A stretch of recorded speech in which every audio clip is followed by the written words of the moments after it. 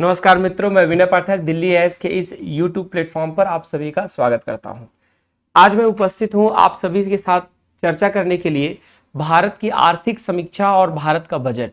आर्थिक समीक्षा जो यहां पर हम डिस्कस करेंगे ये रहेगा आपका 2022-23 और बजट यहां पर जो चर्चा करेंगे ये रहेगा 2023-24। इसको डेट को इस प्रकार से समझा जा सकता है कि एक्चुअल में आर्थिक समीक्षा या आर्थिक सर्वेक्षण या इकोनॉमिक सर्वे जो होता है वो पिछले वर्ष में बीते हुए आंकड़ों को लेकर उपलब्धियां अथवा कितने अनुमानित राशि किस क्षेत्र में लगाया गया, क्या विकास दर रहा, किस क्षेत्र में क्या उपलब्धियां रहीं, उनको लेकर तैयार किया हुआ एक दस्तावेज है।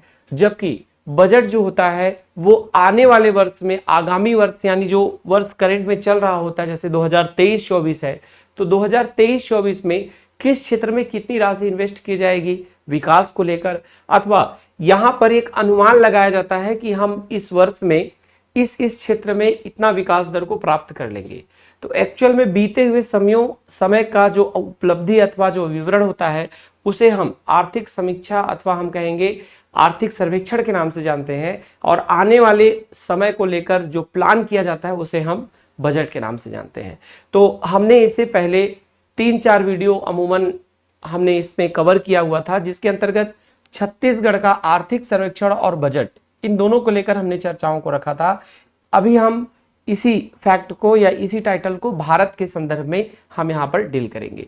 तो सबसे पहला पॉइंट, सबसे पहले हम आर्थिक समीक्षा के अंतर्गत कुछ सामान्य विवरण को यहाँ पर जानने का प्रयास करेंगे।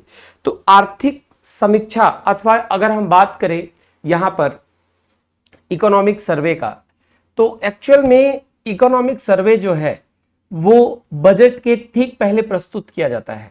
जैसे यदि आप देखेंगे तो बजट 1 फरवरी 2023 को केंद्र सरकार में वित्त एवं कॉर्पोरेट मंत्री यहां पर श्रीमती निर्मला सीतारमण जी के द्वारा प्रस्तुत किया गया। तो यहां पर अगर हम देखेंगे बजट 1 फरवरी जहां प्रस्तुत किया गया, वहां पर 31 जनवरी 2023 को श्रीमती निर्मला सीतारमण के द्वारा, जो कि फाइनेंस एंड कॉर्पोरेट मिनिस्टर है सेंटर में, इनके द्वारा प्रस्तुत किया गया, जिसे हम क्या कहते हैं आर्थिक समीक्षा अथवा हम यहाँ पर आर्थिक सर्वेक्षण कहेंगे।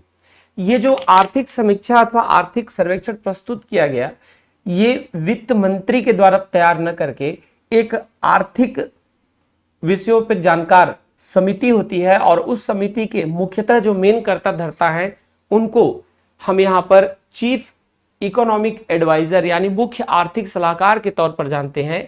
तो ये भारत के मुख्य आर्थिक सलाहकार के द्वारा तैयार किया हुआ एक आर्थिक दस्तावेज होता है। वर्तमान में भारत के मुख्य आर्थिक सलाहकार अथवा इस आर्थिक समीक्षा या आर्थिक सर्वेक्षण को तैयार करने वाले व्यक्ति वी अनंत नागेश्वरन है। यानी ये आर्थिक सर्वेक्षण श्री वी अनंत नागेश्वरन के द्वारा तैयार किया गया, और इस आर्थिक सर्वेक्षण एक थीम पर आधारित है जिसे हम mid term position, optimistic and confident कहते हैं, यानी मध्यावधि स्थिति, आशावादी तथा विश्वसनीय, ये इसका थीम था।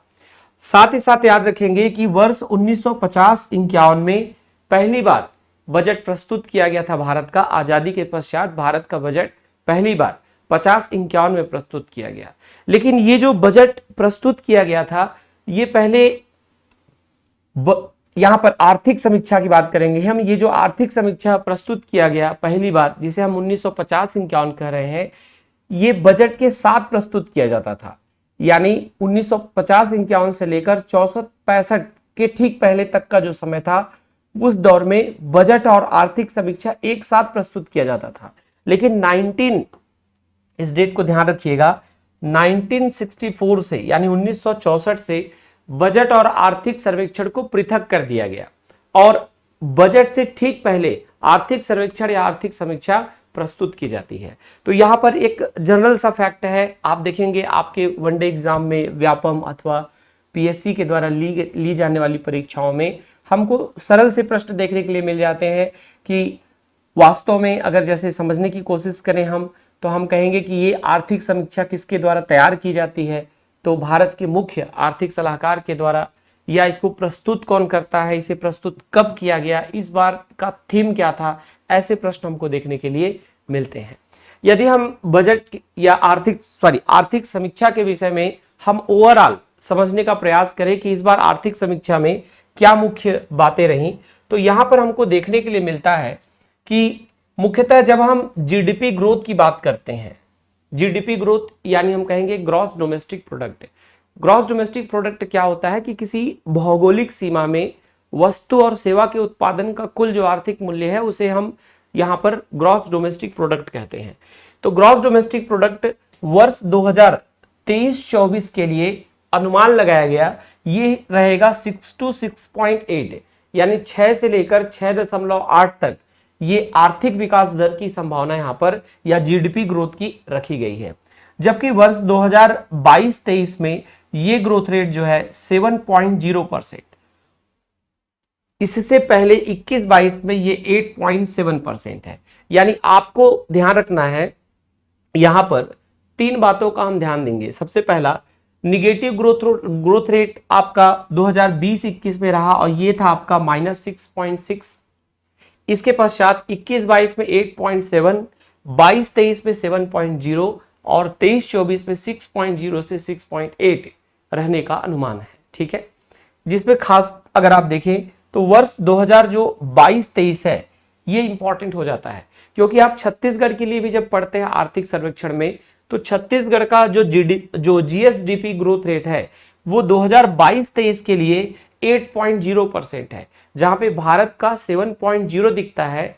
भारत की तुलना में 1% अधिक वृद्धि दर का अनुमान हमको छत्तीसगढ़ के लिए दिखता है, जो कि 8.0 है। तो यहां पर एटलीस्ट आप 2 डिजिट को यहां पर याद रखने का प्रयास करेंगे कि 22-23 में ये 7.0 है और 23-24 में 6.0 से 6.8 होने की संभावना है। और एक 2020-21 का दौर था जो कि कोविड के दौर के कारण ये ग्रोथ रेट निगेटिव रही और ये -6.6% का रहा। इसके साथ ही साथ यदि हम विदेशी मुद्रा भंडार की बात करेंगे यानी फॉरेन करेंसी स्टोरेज की बात करें, तो यहां पर याद रखेंगे कि वर्ष 2022-23 में $563 बिलियन की विदेशी मुद्रा देखी गई। 2021-22 में $607 बिलियन की विदेशी मुद्रा का भंडारण रहा। ठीक है, इसी के साथ साथ अगर हम राजकोषीय घाटा की बात करेंगे यानी फिजिकल डिफिसिट की बात करते हैं, तो राजकोषीय घाटा क्या होता है एक्चुअल में, यदि हम यहां पर हम प्रयास करें कि गवर्नमेंट के द्वारा जो बजट में टोटल एक्सपेंडिचर होता है और टोटल रेवेन्यू, इन दोनों का अगर हम टोटल रिसिप्ट और टोटल जो यहाँ पर एक्सपेंडिचर है, इन दोनों का अंतर फिजिकल डिफिसिट या हम इसे कहते हैं राजकोषीय घाटा। ठीक है, तो राजकोषीय घाटा की जब हम बात करेंगे तो याद रखिएगा वर्ष 2022-23 में ये 6.4%, 21-22 में 6.7%। ठीक है, इसी के साथ साथ यहां पर हम सकल मूल्य वृद्धि पर हम कृषि, उद्योग और सेवा का ग्रोथ रेट यहां पर हम देखेंगे कि ये वृद्धि दर जो है क्या है। ठीक है, सकल मूल्य वृद्धि यानी हम बात कर रहे हैं ग्रॉस वैल्यू एडेड का, तो ग्रॉस वैल्यू एडेड के अंतर्गत 2022-23 में कृषि क्षेत्र में 3.5% का ग्रोथ है। इसके अलावा 21-22 में 3.0 का है, लेकिन सबसे ज्यादा इंपॉर्टेंट हमारे लिए जो है वो है 2022-23। इसी तरीके से औद्योगिक क्षेत्र में 4.1% का है और सेवा क्षेत्र में 9.1% का है। ये एग्जाम में पूछने वाला क्वेश्चन है। इस प्रकार से क्वेश्चन पूछे जाते हैं कि कृषि और उससे संबंधित क्षेत्र में वर्ष 2022-23 के लिए ग्रोथ रेट या वृद्धि दर क्या है, तो आंसर रहेगा 3.5। उद्योग अथवा इंडस्ट्री के लिए बात करेंगे तो 4.1। इसके साथ साथ सेवा की बात करेंगे तो रहेगा 9.1। इसके अलावा अगर इसके अंतर्गत हम बात करें मुद्रास्फीति यानी इन्फ्लेशन की बात कर रहे हैं हम, तो एक्चुअल में मुद्रास्फीति इन्फ्लेशन को 2 सूचकांकों पर मेजर किया जाता है। एक है आपका होलसेल प्राइस इंडेक्स और दूसरा होता है कंज्यूमर प्राइस इंडेक्स। तो होलसेल प्राइस इंडेक्स क्या होता है, बेसिकली इसमें होलसेल प्राइस इंडेक्स में हम कुछ वस्तुओं की कीमतों को आधार मानकर, जैसे सपोज मान लीजिए 673 या इस प्रकार से जो मानव जीवन के लिए बहुत ही आवश्यक वस्तुएं होती हैं, उनके मूल्यों को आधार लेकर तैयार किया जाता है। जबकि कंज्यूमर प्राइस इंडेक्स जो होता है वो सीधे सीधे किसी कंज्यूमर को यानी उपभोक्ता को वो किस मूल्य पर प्राप्त हो रहा है इसके आधार पर तैयार किया जाता है। तो यहां पर आप ध्यान रखेंगे कि मुद्रास्फीति, अगर मैं यहां पर होलसेल प्राइस इंडेक्स की बात करता हूं तो होलसेल प्राइस इंडेक्स में 11.5 है, और इसी को यदि मैं उपभोक्ता सूचकांक की दृष्टि से बात करूंगा, यानी इसे मैं कंज्यूमर प्राइस इंडेक्स की बात करूंगा, तो ये रहेगा 6.8%। तो आप ध्यान दीजिएगा कि ये जो आप देख रहे हैं डायग्राम के तौर पर, ये आपके एग्जाम पॉइंट ऑफ व्यू से बहुत ज्यादा इंपॉर्टेंट है। यानी आगे भी हम इन्हीं को ही हम देखेंगे डिटेल में, लेकिन कम से कम आप इतना याद करने का और जानने का प्रयास आपको करना चाहिए कि जीडीपी ग्रोथ रेट की बात करेंगे तो वो क्या है, तो दो आप याद करेंगे, 7.0 और 6.0 to 6.8। ठीक है। विदेशी मुद्रा भंडार 563 बिलियन डॉलर, यहां पर राजकोषीय घाटा 6.4, कृषि में ग्रोथ 3.5, उद्योग में ग्रोथ 4.1, सर्विस में ग्रोथ 9.1, मुद्रास्फीति अगर हम बात करेंगे थोक मूल्य सूचकांक की 11.15, और अगर हम उपभोक्ता मूल्य सूचकांक की बात करेंगे तो 6.8। ठीक है। तो इतना फैक्ट जो है वो एग्जाम पॉइंट ऑफ व्यू से बहुत ही ज्यादा इंपॉर्टेंट हो जाता है। इसके साथ ही साथ यहां पर हम एक एक पार्ट को अगर हम लेकर समझने की प्रयास करेंगे, देखिए जैसे कि मैंने अभी अभी आपसे चर्चा किया, इसी ही फैक्ट को समझेंगे हम कि 2022-23 में जो भारत का जीडीपी ग्रोथ रेट है वो है 7.0%, जबकि हम छत्तीसगढ़ का जो देखते हैं वो 8.0% है। ठीक है। ये अगले वर्ष यानी 2023-24 जो वर्तमान में चल रहा है, ये अनुमान है कि ये 6.0 से 6.8 के बीच पे रहेगा। यानी पिछले वर्ष की अगर हम बात करेंगे तो ये 7.0 है, लेकिन जो 23-24 चल रहा है इसका ग्रोथ रेट 6.0 से लेकर 6.8 रहने की संभावना है।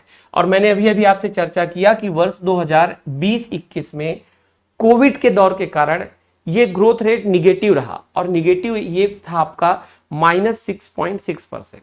ठीक है। एक पॉइंट आपको यहां पर ध्यान रखिएगा, आप करंट अफेयर्स में मैक्सिमम इसको पढ़ते हैं कि जो अलग अलग वर्ल्ड लेवल पर वित्तीय संस्थानें होती हैं, जैसे एशियन डेवलपमेंट बैंक हो गया, जैसे हम बात करेंगे वर्ल्ड बैंक हो गया, जैसे मूडीज हो गया, आईएमएफ हो गया, इंटरनेशनल मॉनेटरी फंड हो गया, तो ये सब संस्थाएं अलग अलग देशों के विकास दर की अपने से प्रिडिक्शन करती हैं कि इस वर्ष में इस देश का विकास दर इतनी होने की संभावना है। उनके पास कुछ डाटा होते हैं जिनके हिसाब से वो अलग अलग सेगमेंट में एनालिसिस करके वो प्रोवाइड कराते हैं वर्ल्ड लेवल पर, और उनके प्रिडिक्शन आपके एग्जाम में पूछे जाते हैं कि इस संस्थान के अनुसार भारत का विकास दर इस वर्ष में कितनी होने की संभावना है। जैसे अगर मैं यहाँ पे बात करूंगा तो एक क्रेडिट एजेंसी है अमेरिका की। ठीक है। अमेरिका की क्रेडिट रेटिंग एजेंसी है जिसका नाम है S&P। इसने भारत के विकास दर को 7.3% अनुमानित बताया है। यानी आप याद रखिएगा, ये जो हम देख रहे हैं फाइनेंशियल ईयर जो आपका चल रहा है अभी, इसके लिए हम अनुमान कर रहे हैं ये 7.3%, जबकि 3 संस्थाओं ने इसे 7.0% बताया है, जिसमें ADB एशियन डेवलपमेंट बैंक आता है, मूडीज आता है और फिच आता है। इन तीनों संस्थाओं ने भारत का विकास दर 7.0 होने की संभावना व्यक्त की है।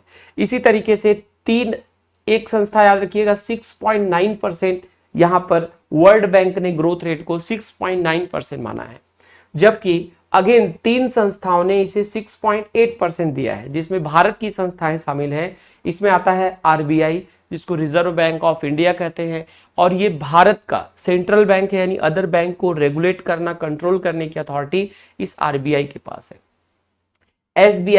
SBI आपको पता होगा कि सबसे ज्यादा खाता धारक SBI में है, और SBI अगर हम बात करेंगे तो यहाँ भारत के बैंक के स्तर पर सबसे ज्यादा ब्रांचेस और सबसे ज्यादा नामी जो शेयर है वो SBI का है। तो SBI ने भी इसे 6.8 कहा है, और एक इंटरनेशनल संस्थान जिसको इंटरनेशनल मॉनेटरी फंड IMF कहते हैं, इसने भी इसके ग्रोथ रेट को 6.8% माना है। जबकि एक संस्थान है OECD, इसने इसे 6.6 का प्रस्तावित किया है कि यानी ये भारत का ग्रोथ रेट 6.6 है, जबकि इन सभी के एवरेज से भारत इस अनुमान पे पहुंचता है कि भारत का ग्रोथ रेट एवरेज 6.9% है। तो ध्यान दीजिएगा, कभी कभी क्या होता है कि कुछ संस्थाओं को लेकर अनुमान आपके एग्जाम में पूछे जाते हैं, तो वो अनुमान को इस प्रकार से आप याद रखेंगे कि इसे डिजिट वाइज प्रिपेयर करने का प्रयास करें कि 7.3 S&P ने कहा, 7% 3 संस्थानों ने कहा, एडीबी, मूडीज और फिच ने, 6.9 जो है वो वर्ल्ड बैंक ने कहा, 6.8 जो है आरबीआई, एसबीआई और यहाँ पर आपका आईएमएफ कहा, और 6.6 यहाँ पर हम बात करेंगे तो ओसीईडी ने कहा, और एवरेज यहाँ पर रहने की संभावना 6.9% है। ठीक है, चलिए आगे बढ़ेंगे हम यहाँ पर। अब जो वहां पर हमने डिस्कस किया हुआ था उन्हीं बिंदुओं को यहाँ पर हम समझने का प्रयास कर रहे हैं कि भारत का राजकोषीय घाटा यानी फिस्कल डिफिसिट जो है वो 22-23 में 6.4% रहने की, 6.4% क्या है आपका राजकोषीय घाटा है। राजकोषीय घाटा मतलब जो बजट आप कहेंगे एक्सपेंडिचर है और जो बजट इनकम है, इन दोनों का अंतर जो होता है, जिसमें हम उधारियों को शामिल नहीं करते, इनका अंतर ही क्या कहलाता है, यहाँ पर राजकोषीय घाटा कहलाता है। और वर्ष 2022-23 में ये 6.4% है। इसी के साथ साथ मुद्रास्फीति, मैंने यहाँ पर आपसे बात किया हुआ था उस स्लाइड में भी कि मुद्रास्फीति को दो आधारों पर मापन किया जा रहा है। एक है आपका उपभोक्ता मूल्य सूचकांक जिसको हम कंज्यूमर प्राइस इंडेक्स कहते हैं। कंज्यूमर प्राइस इंडेक्स वो इंडेक्स, वो आधार अथवा वो बेस है जो सीधे सीधे उपभोक्ताओं को वस्तु अथवा सेवा जिस मूल्य पर प्राप्त होती है। और ये थोक मूल्य सूचकांक जो होता है वो वस्तुओं सेवाओं के एक औसत हम कंसिडर करते हैं जो बहुत ही ज्यादा उपयोगी होती हैं। इसमें अलग अलग वस्तुओं को कंसिडर करके उसके प्राइस को लेकर बेस ईयर 2011-12 के हिसाब से हम इसमें क्या करते हैं, कैलकुलेट करते हैं। तो आप ध्यान रखिएगा इन दोनों को कि उपभोक्ता मूल्य सूचकांक पर ये 6.8% है, जबकि थोक मूल्य सूचकांक पर ये 11.5% है। ठीक है, आगे बढ़ेंगे हम। ये ध्यान रखिएगा कृषि वृद्धि दर, मैंने अभी अभी आपसे चर्चा किया कि ये कितना है आपका 22-23 के लिए 3.5% अनुमान है, जबकि उद्योग में वृद्धि दर जो है वो 4.1% अनुमान है। यहां पर ये समझिएगा ये 3.5% जो है वो ग्रॉस वैल्यू एडेड स्तर पर आपका ये अनुमान है कि एग्रीकल्चर और उससे रिलेटेड एक्टिविटी में ग्रोथ होगा, और इंडस्ट्री में ग्रोथ जो है 4.1% है। इसी तरीके से यहाँ पर सर्विस की बात करेंगे तो सर्विस के अंतर्गत 9.1% यानी 9.1% 22-23 में इसकी ग्रोथ का क्या है, अनुमान है।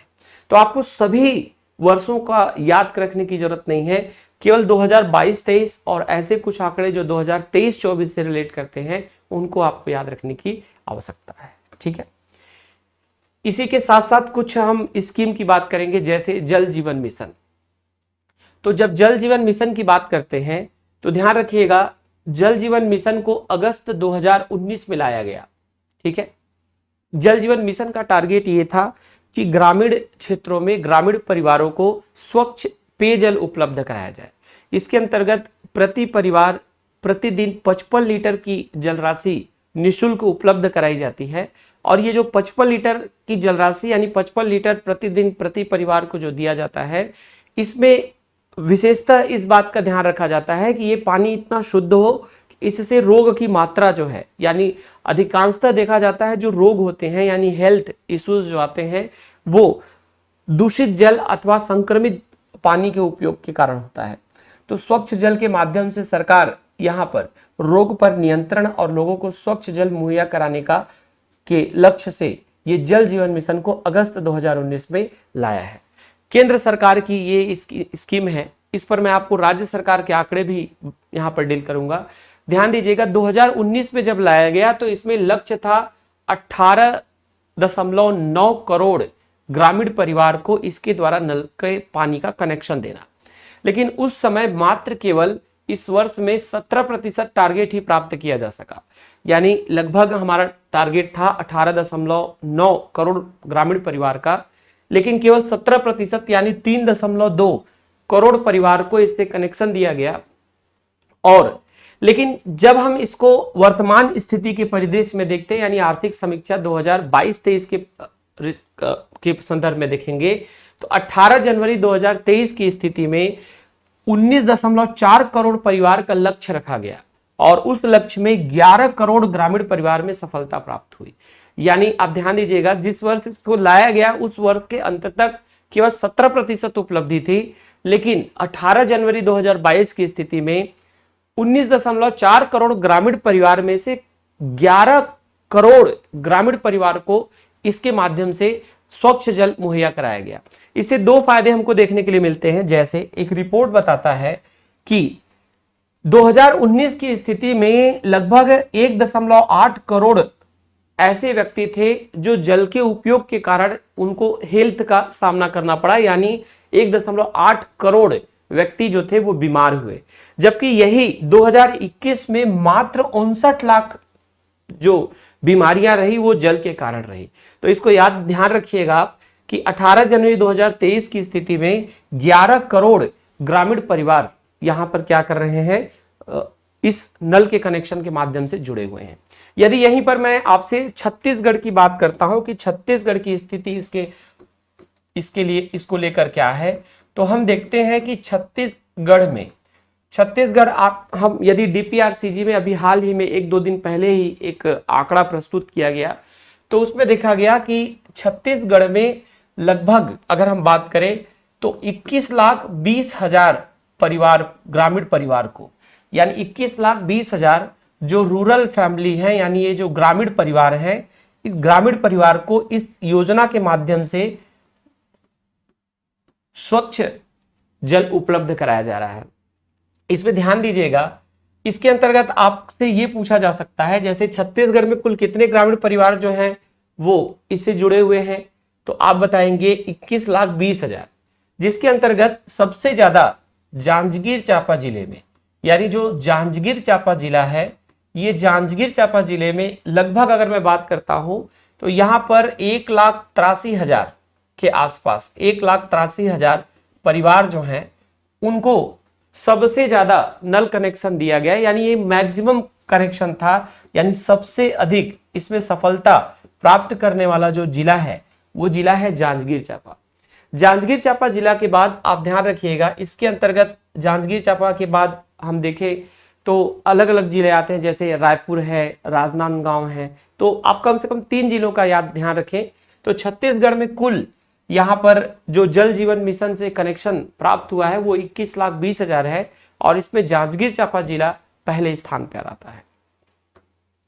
इसी तरीके से हम यदि बाहरी क्षेत्र और सतर्क आशावादी के विषय में बात करें तो इसके अंतर्गत हम देखते हैं कि अप्रैल से दिसंबर 2022 की स्थिति में अगर हम बात करेंगे तो याद रखिएगा, भारत में एक्सपोर्ट की जो अमाउंट रही वो था आपका 332.8 बिलियन डॉलर, यानी भारत ने अप्रैल से लेकर दिसंबर 2022 के बीच में 332.8 बिलियन डॉलर का एक्सपोर्ट किया।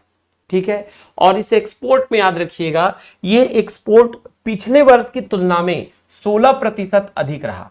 आपको पता होगा, जैसे यदि आप देखें तो अभी हाल ही का एक आंकड़ा आया जिसको यूनाइटेड नेशन पॉपुलेशन फंड के हम रिपोर्ट कहेंगे, उस रिपोर्ट में भारत की जनसंख्या 142.86 करोड़ देखी गई, जहां पर विश्व 800 करोड़ की जनसंख्या को पार कर लिया।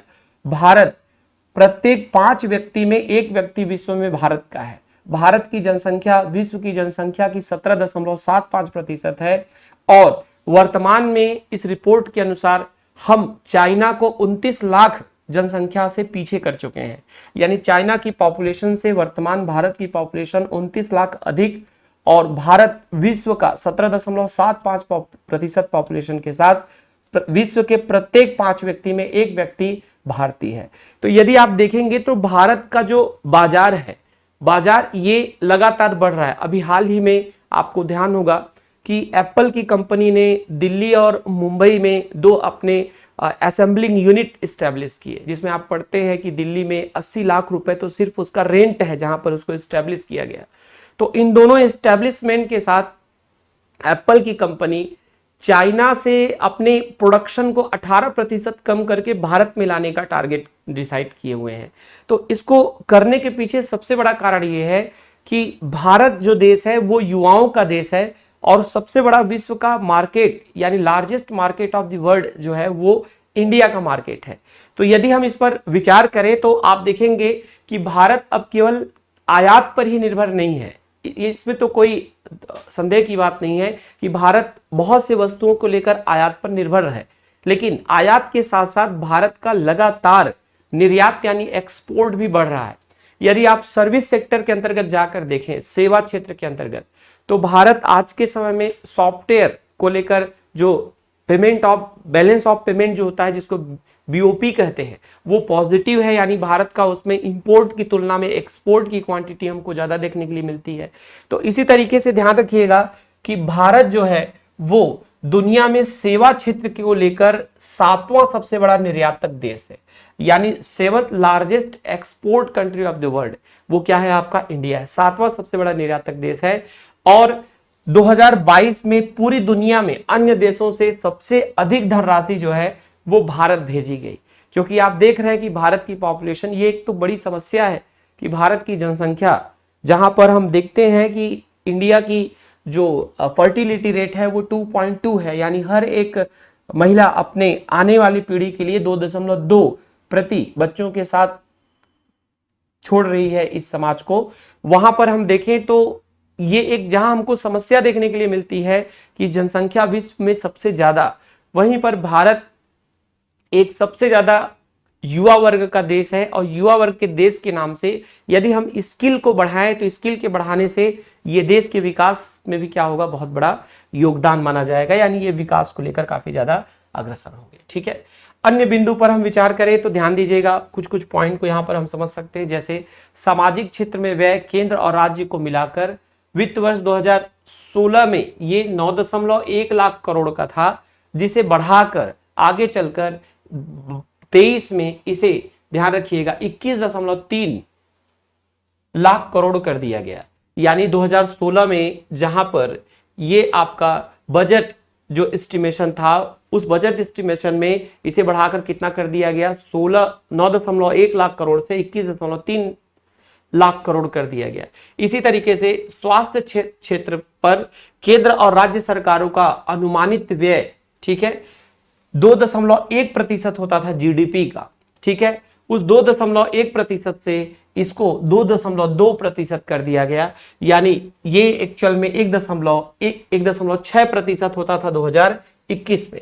ठीक है, कोविड की अगर हम बात करेंगे तो ध्यान रखिएगा, कोविड को लेकर 220 करोड़ टीके लगाए गए कोविड को लेकर, और 220 करोड़ की खुराक लोगों को दिया गया। 4 जनवरी 2023 की स्थिति में ध्यान रखेंगे कि ये जो आयुष्मान भारत योजना है, इसमें 22 करोड़ लोगों को लाभ प्राप्त हुआ है। यानी इसमें लाभ प्राप्त करने वाले जो व्यक्ति हैं वो कितने हैं? 22 करोड़ हैं। और देश भर में 1.5 लाख से अधिक स्वास्थ्य एवं कल्याण सेंटर की स्थापना की गई है। तो हेल्थ एंड वेलनेस सेंटर जो स्टैब्लिश किए गए हैं ये 1.54 लाख है। और यहां पर हम बात करेंगे कि जब कोविड के टीके की बात कर रहे हैं तो ये कोविड का टीका है आपका 220 करोड़ है। तो अमूमन हम इतने ही बिंदुओं पर समझने का प्रयास करते हैं आर्थिक समीक्षा अथवा आर्थिक सर्वेक्षण को। इसके पश्चात हम आगे बढ़ेंगे और हम देखेंगे यहां पर आर्थिक जो केंद्रीय बजट 2023-24। तो केंद्रीय बजट 2023-24 में खास बात क्या रहा, इसको हम यहां पर समझने का प्रयास करते हैं। जैसे पहले आपसे चर्चा किया कि केंद्रीय बजट 2023-24 है, इसे 1 फरवरी 2023 को लाया गया। ठीक है, कब प्रस्तुत किया गया है? इसे 1 फरवरी 2023 को। और जैसे कि आर्थिक समीक्षा जो है वित्त एवं कॉर्पोरेट मिनिस्टर श्रीमती निर्मला सीतारमन के द्वारा प्रस्तुत किया गया, उसी प्रकार से इस बजट को भी यहां पर वित्त एवं कॉर्पोरेट मिनिस्टर जो कि श्रीमती निर्मला सीतारमन है, उनके द्वारा इसे प्रस्तुत किया गया। ठीक है, बजट का आकार आप ध्यान रखिएगा, कभी कभी एग्जाम में पूछता है कि केंद्रीय बजट का आकार क्या था, तो ये है आपका 45.03 लाख करोड़। यानी केंद्र सरकार एक वर्ष में यानी वित्तीय वर्ष 2023-24 में कुल 45.03 लाख करोड़ रुपए व्यय करके विकास करेगी देशवासियों का। इस बार उधारियों की अगर हम बात करेंगे तो ये 27.20 लाख करोड़ रहा। और संविधान के अनुच्छेद 112 में बजट से रिलेटेड क्या है? आपके प्रोविजन दिए हुए हैं। तो ये एक सामान्य चर्चा है कि बजट को 1 फरवरी 2023 को यहां पर प्रारंभ प्रस्तुत किया गया। इसे श्रीमती निर्मला सीतारमन ने प्रस्तुत किया। बजट आकार 45.03 लाख करोड़ था और इसे संविधान के अनुच्छेद 112 के तहत परिभाषित किया गया है। आगे हम बढ़ेंगे तो यहां पर ध्यान रखिएगा, ये आपके एग्जाम पॉइंट ऑफ व्यू के लिए मैंने आपको जब बजट छत्तीसगढ़ बताया था तो उसमें भी मैंने चर्चा किया था कि ये जो टाइटल होते हैं यानी विभागीय जो बंटवारा होता है, यानी हम कहेंगे डिपार्टमेंटल अलोकेशन जो होता है वो बहुत इंपॉर्टेंट होता है, किस डिपार्टमेंट में कितना मिला। तो बजट के अनुमान से अगर हम बात करें, जो बजट में आंकड़े दिए गए हैं उसके हिसाब से रक्षा मंत्रालय में सबसे अधिक है और ये है 5,94,000 करोड़। ठीक है, मतलब भारत के किसी भी एक विभाग को उठाएंगे तो उनका जो व्यय है वो छत्तीसगढ़ के समस्त टोटल का बजट आकार से क्या है, आपका अधिक है। तो रक्षा मंत्रालय में 5.94 लाख करोड़ रुपए का एक साल के लिए आवंटन किया गया है। इसी प्रकार से सड़क एवं परिवहन में 2.70 लाख करोड़, रेल मंत्रालय में 2.41 लाख करोड़, उपभोक्ता मामले, खाद्य एवं सार्वजनिक वितरण मंत्रालय में 2.06 लाख करोड़, गृह मंत्रालय में 1.96 लाख करोड़, रसायन एवं उर्वरक मंत्रालय में 1.78 लाख करोड़, ग्रामीण विकास मंत्रालय में 1.60 लाख करोड़, कृषि एवं किसान कल्याण मंत्रालय में 1.25 लाख करोड़, संचार मंत्रालय में 1.23 लाख करोड़। लेकिन हमारे लिए क्या हम सब डिजिट को याद करें, ये हमारे लिए समस्या हो जाती है। तो आपको याद करना है सबसे कम और सबसे ज्यादा, और इसके अलावा याद करना है गृह और याद करना है आपको कृषि। तो एटलीस्ट आप 4 को प्रयास कर लें कि आप गृह मंत्रालय को देख लें, कृषि मंत्रालय को देख लें और इस टेबल में सबसे ज्यादा और सबसे कम को देख लें। ठीक है, इसी प्रकार से याद रखिएगा अमृतकाल को लेकर इस बार 3 अवधारणा रखी गई। पहला, युवा वर्ग कर पर विशेष फोकस रहेगा, यानी स्पेशली फोकस्ड ऑन यूथ हम कहेंगे, यानी युवाओं पर खास तौर पर इस बार फोकस करने की बात कही गई है। कहा गया है कि जॉब क्रिएशन किया जाएगा, यानी रोजगार सृजन की बात कही गई है।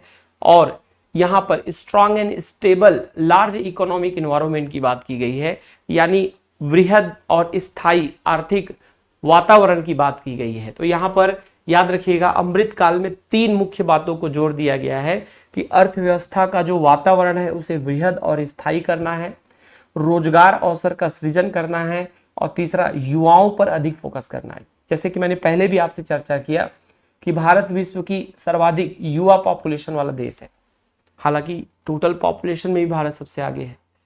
यहां पर सप्तर्षि प्राथमिकताएं यानी 7 प्राथमिकताओं की बात कही गई है। हम इतिहास में जाते हैं तो देखते हैं 7 महान ऋषि हुए हैं। ठीक है, तो उनको सप्तर्षि के नाम से जानते थे। उसी आधार पर 7 प्राथमिकताएं निर्धारित की गई हैं। जैसे पहला समावेशी विकास, यानी हम कहेंगे इसको इंक्लूसिव डेवलपमेंट है। अवसंरचना एवं निवेश यानी इंफ्रास्ट्रक्चर एंड इन्वेस्टमेंट है। क्षमता उभारना यानी स्किल डेवलपमेंट की बात कही गई है। हरित विकास यानी ग्रीन डेवलपमेंट की बात कही गई है। वित्तीय क्षेत्र यानी फाइनेंशियल सेक्टर में या फाइनेंशियल एरिया में हम इन्वेस्टमेंट की बात की गई है। युवा शक्ति यानी यूथ पावर की बात कही गई है। और अंतिम छोर तक पहुंचना यानी असेसमेंट ऑफ लास्ट पर्सन की बात कही गई है। तो 7 इसमें बजट में सप्तर्षि अवधारणा की बात रखी गई है कि सबसे बड़ी बात समग्र विकास किया जाएगा। ठीक है, अंतिम व्यक्ति तक पहुंची सुविधाएं और वित्त व्यवस्था की पहुंच बनेगी। वित्तीय क्षेत्र का विकास किया जाएगा। स्किल डेवलपमेंट की बात की गई है, इंफ्रास्ट्रक्चर और इन्वेस्टमेंट की बात की गई है, और यूथ पावर को प्रमोट करने की बात की गई है।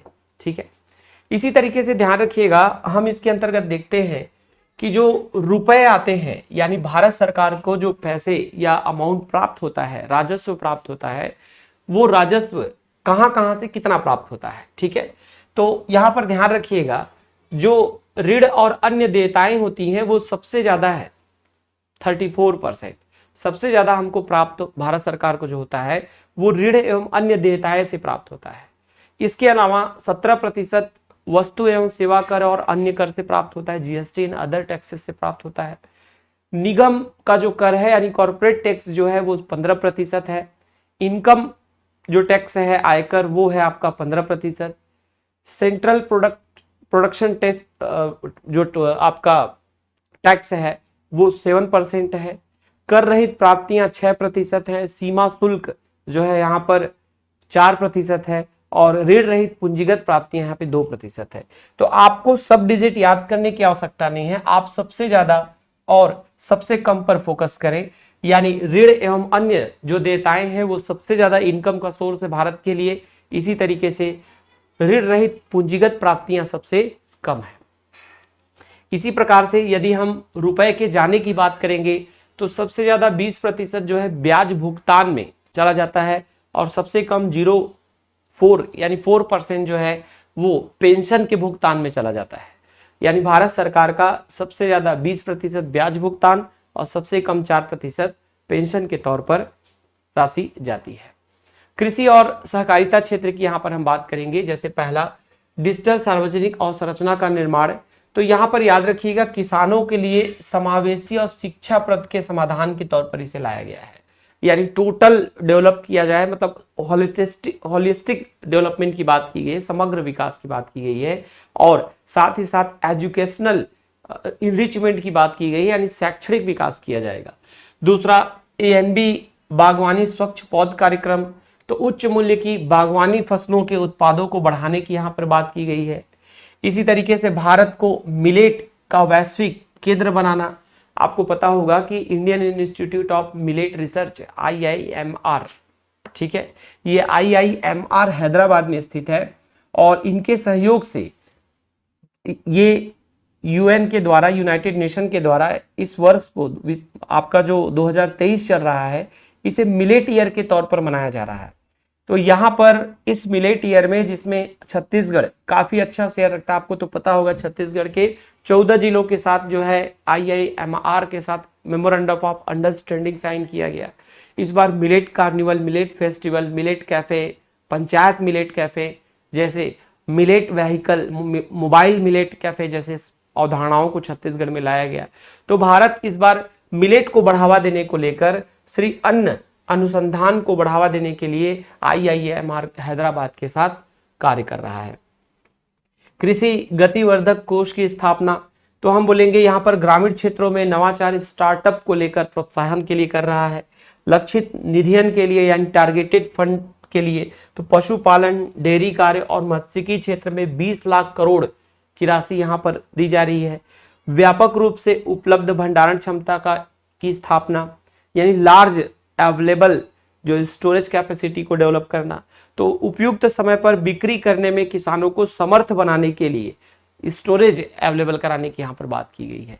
तो ध्यान रखिएगा, ये एकदम सिंपल से पॉइंट है जिनको एग्जाम में आपका पूछा जा सकता है। इसी के आगे हम बढ़ेंगे तो याद रखिएगा, स्वास्थ्य को लेकर कुछ यहाँ पर बजट में बातें की गई। जैसे 157 नए नर्सिंग कॉलेज की स्थापना की जाएगी। सिकल सेल एनीमिया उन्मूलन के लिए एक मिशन चलाया जाएगा, ठीक है। फार्मास्यूटिकल विकास अनुसंधान को बढ़ावा देने के लिए कार्यक्रम चलाया जाएगा। ICMR की चुनिंदा प्रयोगशालाओं में सुविधाओं के जरिए सरकारी और निजी संयुक्त चिकित्सा अनुसंधान को प्रोत्साहित किया जाएगा। याद रखिएगा, फाइनेंशियल ईयर 2019 और 23 में यदि हम देखें तो GDP के अंतर्गत जब हम बात करते हैं स्वास्थ्य में, तो 1.4% खर्च होता था कुल GDP का स्वास्थ्य में, अभी ये 2.8% है। इसी तरीके से जब शिक्षा की बात करते हैं तो कुल GDP का 2019 में 2.1% शिक्षा पे खर्च होता था, अभी 2.9% 2023 में शिक्षा पर खर्च होगा, ठीक है। इसी तरीके से अगर उपलब्धियों की बात करेंगे तो ग्रामीण परिवार, मैंने अभी कुछ समय पहले चर्चा किया कि स्वच्छ जल मिशन अथवा हम जल जीवन मिशन के तहत 9 करोड़ पेयजल कनेक्शन यहाँ पर अवेलेबल कराने की बात कही गई है। PM किसान के तहत 11.4 करोड़ से अधिक किसानों को 2.2 लाख करोड़ नगद देने की बात कही गई है। प्रधानमंत्री सुरक्षा बीमा योजना और प्रधानमंत्री, यहाँ पर हम बात करेंगे तो जीवन ज्योति योजना, इन दोनों के तहत 44.6 करोड़ व्यक्तियों को बीमित किया गया है, यानी उनका लाइफ इंश्योरेंस किया गया है। दो योजनाओं के तहत, प्रधानमंत्री सुरक्षा बीमा योजना और प्रधानमंत्री जीवन ज्योति योजना। कितने लोगों को किया गया? 44.6 करोड़। भारत में कुल 47.8 करोड़ जो है जनधन खाते हैं। भारत में कुल 47.8 करोड़ क्या है? जनधन खाते हैं। 102 करोड़ व्यक्तियों को जो टीके, मैंने बताया ना कोविड के जो वैक्सीनेशन प्रोग्राम चलाया गया, 220 करोड़ वैक्सीनेशन किया गया, जिसमें जो पर्सन है वो कितने हैं, 102 करोड़ है। ठीक है। उज्ज्वला योजना के तहत 9.6 करोड़ एलपीजी कनेक्शन दिया गया। ठीक है। एसबीएम यानी स्वच्छ भारत मिशन के तहत 11.7 करोड़ पारिवारिक शौचालय बनाए गए। ग्रामीण घरों में 9 करोड़ पेयजल कनेक्शन उपलब्ध कराया गया। तो यहां पर इन्हीं सब फैक्ट को आप प्रॉपर नोट्स बना लें और इसको आप ऐसा फ्लो चार्ट के माध्यम से प्रयोग करें जिसको इजीली आप एग्जाम से पहले कवर कर पाए और बीच बीच में पलटते रहें। तो ये ऐसा देखा जाता है कि भारत का आर्थिक समीक्षा और बजट आपके एग्जाम में 1-2 क्वेश्चन देखने के लिए मिल जाते हैं और छत्तीसगढ़ का आर्थिक सर्वेक्षण और बजट से रिलेटेड हमको 4 से 5 क्वेश्चन 50 क्वेश्चन के छत्तीसगढ़ के प्रारूप में हमको देखने के लिए मिलता है। तो अगले क्लास में फिर किसी दूसरे टॉपिक के साथ आप सबके साथ मैं जुड़ूंगा। तब तक आप सभी अपनी तैयारी की निरंतरता बनाए रखें। Thank you.